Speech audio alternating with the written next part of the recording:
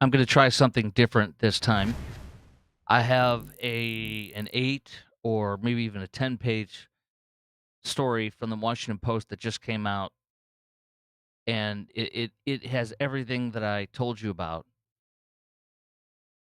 The government in Central Texas, Kerr County, Kerrville, completely and totally failed Camp Mystic, and the entire, area there. They completely failed. They had tremendous tools that they had at their disposal. They did not use them. There was a flood warning system in place in the 80s or 90s, and until a flood was so bad it broke the the early warning system, and the company that did it went out of business. The flooding was so bad in 87, it killed 10 people. You know that, we've all heard that one, but a year later, a pair of brothers drowned at a camp nearby the Guadalupe as well. These girls, I guess I'm giving you the highlights before I dig into this. These girls were exactly where I told you they were, the littlest of the little. The most defenseless 8-year-old girls were only 500 feet from the Guadalupe. They were at the lowest elevation point of that camp, as I mentioned to you. We have so much more details, granular details from this Washington Post article, and it is bad. The family, and I know they lost Dick Eastland. I know his wife Tweety is now a widow. I know that the sons, he had 4 sons. They had 4 sons. One died several years ago for some other reason, but 3 sons are alive. I know they're hurting, but they failed. Dick Eastland got a warning on his phone an hour and 15 minutes, according to this Washington Post report. 1 hour and 15 minutes before the crap really hit the fan. He had an hour and 15 minutes to evacuate those precious children. He died in a black, I think, Blazer truck with 3 of those beautiful girls in there. I know he meant well, but they failed. He failed. The nightmares of these camp counselors that were saying, they were told, no, stay in your cabin, until they started hearing girls screaming in the cabin next to them. They decided to, the counselor then said, screw all that. There was total chaos. Nobody had any direction, until she said, bleep this, we're out. Takes the kids, gets out, and sees girls being swept away. I am so angry. I am so hurt. I know it's not my kids. I know I'm not involved. I am angry and I'm hurt. And this county, this camp, is going to have a reckoning. Not because of me, not because of my anger, but they're going to have a reckoning with the people who are dead. Let me read the article points now. I'm reading you my highlights. I mean, again, this is like umpteen pages. We'll see if I can get through it today. If not, we'll do the rest tomorrow. Camp Mystic's leader got a life-threatening flood alert. They evacuated an hour later, they say. It was actually an hour and 15 minutes. Dick Eastland, he literally did not act for more than an hour until after he received the flood warning on his phone from the National Weather Service at 1:14 a.m. July 4th. The family says through a spokesperson. They have run the camp since the 80s. Remember, 87 was a catastrophic flood that killed 10. At 2:30 a.m., and by the way, the second year after that in 88 is when 2 brothers died. So, I mean, this is, and I'm going to get into this too. Senior Hill was where the older students were the ones who were probably 15, 16, 17. That's higher.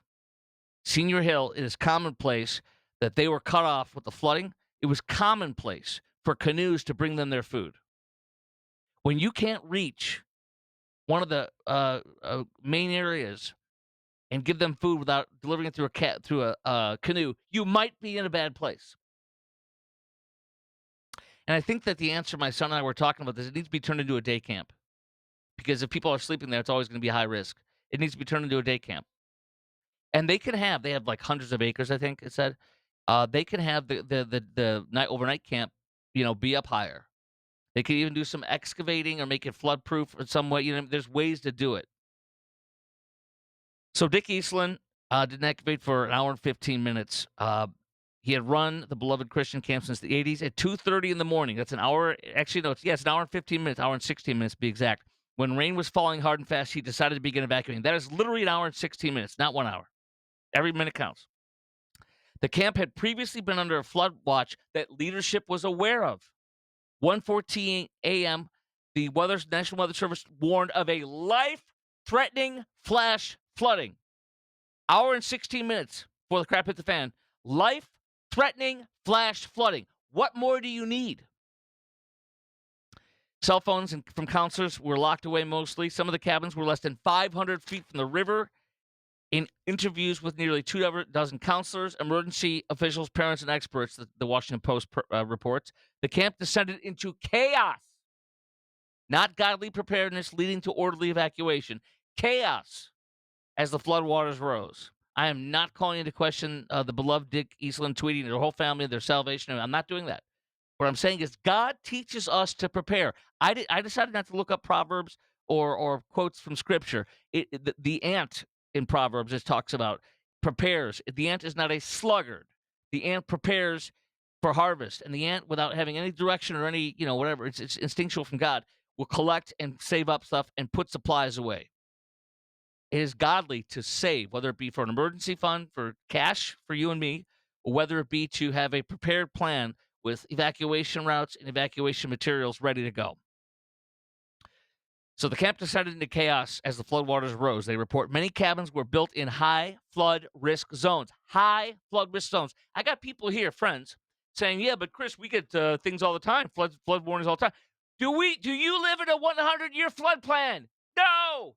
Do I? No. I had flood insurance for 1 year, and I realized, wait a minute, a flood hasn't happened where I live in Dallas-Fort Worth area for over 100 years. I'm not going to spend, it's a lot. It's like $1,000 or $2,000 per year or something for here where I'm at. I'm not doing that. So no, we get the hardest rains here like we've gotten anywhere else. And let me tell you something, it's nasty, but we don't have floods coming up. As the water encroached, the teenage counselors cut off from others.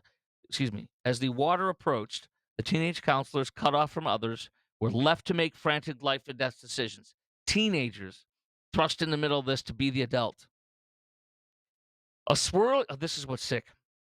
The Bubble Inn and Twins cabins, which held the littlest girls, these precious sweethearts, some as young as 8, were in the most danger. I want to slam my freaking hand on this desk.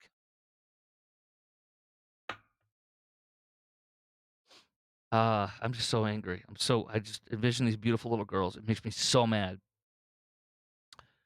And don't tell me to be mad at nature or be mad at God. This was a decision to not be prepared and not act for an hour and 15 minutes. Continuing on, the fire department's chief said he did not receive any calls from the camp requesting help, not one. Parents of the surviving children endured hours of reports on social media and on news outlets of water rescues and deaths and devastation wrought by the flood before they got any communication for the camp until 11:28 a.m. Your child has a good chance of being dead or missing at a camp, and this all went down between 2 a.m. and 6 a.m., and you don't hear anything for 5.5 hours after 6 a.m. It's 11:30. Dick Eastland's son, Eastland Jr., the head chef at the camp, said he and others in charge on July 4th did not expect the ferocity of the flood to come. They failed to act. They failed to protect. They did not expect what was coming, but they were told. It was almost inevitable that the cabins at Camp Mystic would experience massive flooding. 3 experts the Washington Post interviewed. The Federal Emergency Management in 2013, FEMA, approved appeals. Camp Mystic appealed the massive flooding zone. They appealed to FEMA for their structures to exempt several structures from a flood zone designation. They literally got exemptions in 2013 so they could keep structures in a flood zone. Wow. How about that for putting responsibility on your back? You did this. You got it. No problem. Then get them out. So you get it waived, and then you fail. It's just obvious that this is a place that should never have been built upon, said the scientific chief officer from Fathom, a water risk intelligence firm. There should not have been a single inhabited structure in that floodway or a floodway. Senior Hills, I mentioned, would be routinely cut off. Camp leaders would bring them food by canoe. That's a clue. I'm gonna pause it right here. I'm gonna put a little line. I'm gonna pause it. Yeah, I got about halfway through if I'm lucky. But you're getting the most authentic version of me, and my anger is anger at these girls being victimized, and failing, massive. You hear the government failings. It's worse than I described you. It's worse than I've told you about. And the failings of the camp are worse than I described, the worse than I talk about.